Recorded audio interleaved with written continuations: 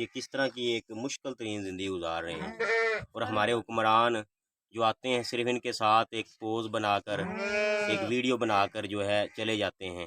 हमने यहाँ पर पैदल कई जो है किलोमीटर का सफ़र तय किया पानी के अंदर से, बेड़े के ज़रिए से भी हम यहाँ तक पहुँचे हैं इन लोगों की आवाज़ बनने के लिए कि ये भी पाकिस्तानी हैं और ये लोग भी इस पाकिस्तान पर हक़ रखते हैं। खुदारा हम अपनी आवाज़ आला हुकाम तक पहुँचाना चाहते हैं कि इन लोगों का ख्याल करें।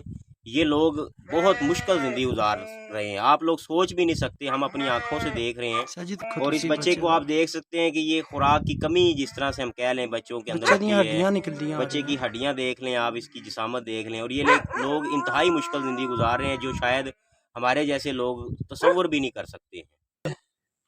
ये देख सकते हैं आप, हम यहाँ पर तहसील अलीपुर में विज़िट कर रहे हैं। छोटी छोटी कच्ची आबादियाँ हैं, बस्तियाँ हैं, यहाँ इन लोगों के मकान गिरे हुए हैं, इंतहाई मुश्किल ज़िंदगी गुजार रहे हैं।